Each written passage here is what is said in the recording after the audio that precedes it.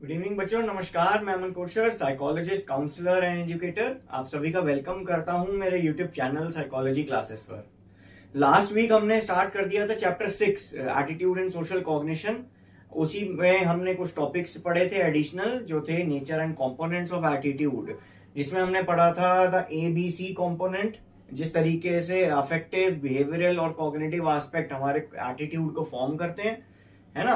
और आज बच्चों हम पढ़ने जा रहे हैं उसी का एक एडिशनल टॉपिक, जो कि other than the 3 components of attitude हैं। यानी कि जो 3 हमारे पास कंपोनेंट्स थे, अफेक्टिव, बिहेवियरल और कॉग्निटिव, जैसा कि आपकी बुक्स में भी मेंशन्ड है, उसके अलावा कुछ 4 फीचर्स और होते हैं एटीट्यूड को फॉर्म करने के लिए, या इंपॉर्टेंट माने जाते हैं एटीट्यूड में बच्चों। ठीक, तो वो 4 हैं हमारे पास ये टॉपिक्स: वैलेंस यानी पॉजिटिविटी और नेगेटिविटी, एक्सट्रीमनेस, सिंप्लिसिटी और कॉम्प्लेक्सिटी, या सेंट्रलिटी। वन बाय वन इनको समझेंगे और पढ़ेंगे इस शॉर्ट वीडियो लेक्चर में। और मैं चाहूंगा कि आप इस वीडियो को ज्यादा से ज्यादा शेयर कर दीजिए अपने फ्रेंड्स के साथ, बैचमेट्स के साथ। और मेरे प्रीवियस लेक्चर्स जो मैंने अभी तक 5 चैप्टर्स के कवर किए हैं साइकोलॉजी क्लास 12 के, आप वो भी जाके देख सकते हैं। मैंने इन डिटेल हर टॉपिक का लेक्चर बनाया हुआ है, प्रिपेयर्ड है, मेरे यूट्यूब चैनल पर आपको मिल जाएगा। सो स्टार्ट करते हैं with the first topic, that is balance. So the next topic now बच्चों अब है हमारे पास बैलेंस, जिसको हम 2 एस्पेक्ट से जानते हैं, that is positivity and negativity. अब ये पॉजिटिव और नेगेटिव एस्पेक्ट एक्चुअल में होता क्या है, मैं इसको एक एग्जांपल से समझाता हूं। फॉर एग्जांपल, अभी चैंपियंस ट्रॉफी चल रही है। चैंपियंस ट्रॉफी 2025 स्टार्ट हो चुकी है। उसमें अभी इंडिया का मैच पाकिस्तान के साथ होना है, अभी इंडिया का मैच बांग्लादेश के साथ हुआ है, ठीक है जी। तो यहां पर अब कंडीशन ये पता चल रही है कि अगर इंडिया में हमारे पास टॉप मोस्ट प्लेयर्स, एकदम आइकॉनिक प्लेयर्स अगर हैं, ठीक, जो हम प्रो प्लेयर्स कहते हैं, that is Rohit Sharma and Virat Kohli, अगर तो वो है, तो हमारा इंडियन टीम के लिए पॉजिटिव एटीट्यूड क्रिएट हो जाएगा। या जिनका बैट्समैन में लाइकनेस नहीं है, बॉलर्स में लाइकनेस है, तो वो कहेंगे जी जसप्रीत बुमराह होना चाहिए या भुवनेश्वर कुमार जैसा कोई बॉलर होना चाहिए। अगर तो है भाई, तो हम मैच देखेंगे, यानी कि पॉजिटिव एटीट्यूड रखेंगे। अगर नहीं है तो मैच देखने का क्या फायदा, that is a negative attitude towards the attitude object. अब इस एग्जांपल में बच्चों एटीट्यूड ऑब्जेक्ट क्या था? It was the Indian national cricket team. अगर उसके प्रति हमारा पॉजिटिव एटीट्यूड है, मन कर रहा है देखने का, तो कोई ना कोई कारण होगा उसका। वो कारण अगर पॉजिटिव है तो बैलेंस पॉजिटिव है, अदरवाइज नेगेटिव है। नाउ नेक्स्ट टॉपिक की तरफ बढ़ते हैं, दैट इज द एक्सट्रीमनेस।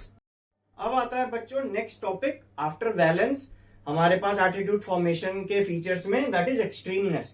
अब एक्सट्रीमनेस डिनोट करता है स्टूडेंट्स द पॉजिटिविटी का मैक्सिमम एंड द नेगेटिविटी का मैक्सिमम। ठीक, to what extent the positive and negative ratings can reach, that is the maximum limit. किसी भी एटीट्यूड ऑब्जेक्ट के प्रति अगर हमारे पास बहुत ही ज्यादा एंगर है, बहुत ही ज्यादा नेगेटिव एटीट्यूड बन चुका है किसी भी इंसान के लिए, किसी भी कंडीशन के लिए, तो वो जी नेगेटिव एटीट्यूड एक्सट्रीम लेवल पे हो जाएगा। इन द सेम मैनर अगर पॉजिटिव एटीट्यूड बहुत ज्यादा जनरेटेड है उस एटीट्यूड ऑब्जेक्ट के लिए, then it will be counted as the positive side of the extreme value. तो रेटिंग्स के द्वारा, जैसे हमारे पास अभी, जैसे जो स्टूडेंट्स साइकोलॉजी आगे परस्यू करना चाहते हैं, वो ये चीज समझेंगे दैट अगर हम कोई भी रिसर्च करते हैं या कोई एक्सपेरिमेंट या प्रोजेक्ट करते हैं, तो हम रेटिंग्स देते हैं 0 to 5, तो 0, 1, 2, 3, 4, 5, ठीक है बच्चों। अब अगर ये 0 और 5 वाली जो वैल्यूज हैं, दीज आर एक्चुअली, जैसे कुछ कंडीशंस होती हैं जहां पर जी नॉट सेटिस्फाइड, ठीक, यहां पर आता है वेरी मच सेटिस्फाइड। तो ये कंडीशन आपकी एक्सट्रीम्स को दर्शाती है कि आपको बिल्कुल ही पसंद नहीं है वो चीज। जैसे इंडियन नेशनल क्रिकेट टीम का एग्जांपल, अब जी अगर विराट कोहली और रोहित शर्मा दोनों इंजर्ड हैं, नहीं खेल रहे हैं, तो हम मैच नहीं देखेंगे। कुछ लोग ऐसे होते हैं, तो वो कहेंगे जी I am not satisfied with that, I do not want to watch the, तो वो एक्सट्रीम नेगेटिविटी में चले गए, ठीक है।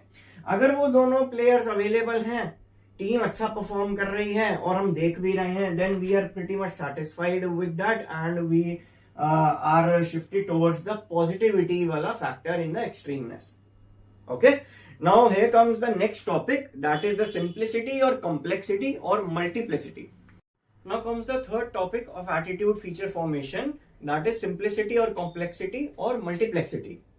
Now simplicity और complexity एक्चुअल में होता क्या है, अगर हमारे पास किसी भी एटीट्यूड ऑब्जेक्ट के टुवर्ड्स एक या कुछ एटीट्यूड्स फॉर्म हो रहे हैं, कुछ ही एटीट्यूड्स फॉर्म हो रहे हैं, एक दो या तीन मैक्सिमम, तो हम कहेंगे कि जी हमारा जो एटीट्यूड सिस्टम है वो बड़ा ही सिंपल है, इसमें कोई ऐसी कॉम्प्लेक्सिटी या कंफ्यूजन या डाउटफुल नेचर नहीं है. वहीं पर अगर हम कॉम्प्लेक्सिटी की बात करते हैं, अगर हमारा एक एटीट्यूड ऑब्जेक्ट के प्रति बहुत different kinds of attitudes form हो जाते हैं एट टाइम्स. कभी हमें लगता है कि ये कंडीशन ठीक है, कभी हमें लगता है कि इस कंडीशन को इस तरीके से चेंज होना चाहिए था, कभी हमें लगता है कि कंडीशन न्यूट्रल ही रहती तो ठीक थी, हमें कोई फर्क ही नहीं पड़ता. देन आपके बहुत सारे एटीट्यूड्स फॉर्म हो जाएंगे, क्योंकि हर एक एटीट्यूड का एक एबीसी फॉर्मेशन भी होगा, उसका एक अफेक्टिव, बिहेवियरल और कॉग्निटिव एस्पेक्ट भी होगा, इसलिए ये एक बड़ा कॉम्प्लेक्स तरीके का एटीट्यूड सिस्टम फॉर्म हो जाता है. फॉर एग्जाम्पल, अब सिंप्लिसिटी में कंडीशन क्या हो सकती है, जैसे हमारे कंट्रीज के अगर हम रिलेशन लेके चले तो जी इंडिया और पाकिस्तान का रिलेशन कैसा है, कुछ लोग कहेंगे कि अच्छा है, कुछ लोग कहेंगे कि बुरा है. तो बड़ा ही सिंपल सा एक डेटा मिला कि जी इसमें ज्यादा कॉम्प्लेक्सिटी है ही नहीं, या तो अच्छा है या बुरा है. ठीक, तो हमने उसको रेटिंग ही दे दी कि जी अच्छा है या बुरा है. अब अगर वो चीज बहुत ज्यादा या बहुत कम हो जाए देन वो एक्सट्रीमनेस में चली जाती है. कॉम्प्लेक्सिटी में क्या होगा, अब इंडिया यूएस के रिलेशन अगर हम देखते हैं, इंडिया यूएसए के, तो कभी कभार इंडिया यूएसए के रिलेशन अच्छे हो जाते हैं, कभी कभार बहुत खराब हो जाते हैं. कभी यूएस इंडिया से बहुत टाई अप्स करता है, एग्रीमेंट साइन होते हैं, मीटिंग्स होती हैं, और कभी कभार यूएसए बिल्कुल ही बैक ऑफ कर जाता है और वो हेल्प ही नहीं करता है. तो वहां पर India US relation attitude object को लेके बहुत सारे एटीट्यूड्स क्रिएट हो सकते हैं. सेम इंसान सोच सकता है कि अच्छा इंडिया और यूएस का रिलेशन तो इतना अच्छा है इस टाइम पे, तो और हेल्प हो सकती है. कभी कभार हो सकता है कि रिलेशंस ठीक ना हो, तो एक different set of attitude system create हो जाएगा. Now we are coming to the last topic of today's lecture, that is the centrality of attitude formation. Now आप समझते हैं कि सेंट्रलिटी का फीचर एक्चुअल में है क्या. Focusing on the strength of a particular attitude in the system. पूरे attitude system में अगर हमारे पास कॉम्प्लेक्स या सिंप्लिसिटी के अकॉर्डिंग 2, 3, 4, 5, 6 एटीट्यूड्स फॉर्म हो रहे हैं, उन एटीट्यूड्स में भी अगर कोई एक एटीट्यूड ऐसा है जो कि सब पे प्रभाव डाल सकता है या सबको इन्फ्लुएंस कर सकता है, देन वो हमारे पास एक सेंट्रल फीचर हो जाएगा उस एटीट्यूड ऑब्जेक्ट के रिगार्डिंग. फॉर एग्जाम्पल, अगर इंडियन नेशनल क्रिकेट टीम में लेट्स से कि विराट कोहली इंजर्ड है फॉर एनी रीजन, अनफॉर्चुनेटली वो खेलेंगे नहीं मैच, ठीक है, तो क्या होगा उस टाइम पे कि बहुत से डिफरेंट फीचर्स जो है डिफरेंट प्लेयर्स पे इंपैक्ट पड़ सकता है, कि हमारा कैप्टन या वाइस कैप्टन ही नहीं है, या हमारे पास एक बहुत अच्छा बैट्समैन या ओपनर बैट्समैन नहीं है जो कि अच्छे रन स्कोर कर सकता है, एक बिल्ड कर सकता है रन्स, बहुत ही बड़ा टारगेट बिल्ड कर सकता है, तो दूसरी टीम पे मेंबर्स पे अफेक्ट पड़ सकता है इस चीज पे. तो वहां पर विराट कोहली क्या थे, एक सेंट्रल फीचर थे उस टीम का, जो कि अब मिसिंग है, जिसकी वजह से बाकी सब पे प्रभाव पड़ा. या फॉर एग्जाम्पल, एक और एग्जाम्पल आपके स्कूल लाइफ से रिलेटेड, अगर आपके पास 5 या 6 सब्जेक्ट्स हैं, जिसमें से आपको एक सब्जेक्ट लेट्स से साइकोलॉजी बहुत अच्छा लगता है, साइकोलॉजी को पढ़ना समझना बहुत अच्छा लगता है, अगर साइकोलॉजी के किसी भी यूनिट टेस्ट में या क्लास टेस्ट में आपके कम नंबर आ जाते हैं, तो उसका दुख जो होगा वो बाकी सब सब्जेक्ट्स पे भी इफेक्ट करेगा या इन्फ्लुएंस करेगा. दो वो इफेक्ट करना नहीं चाहिए बहुत ज्यादा, नहीं तो वो एक्सट्रीमनेस की कैटेगरी में रख दिया जाएगा, बट स्टिल वो इफेक्ट करता है.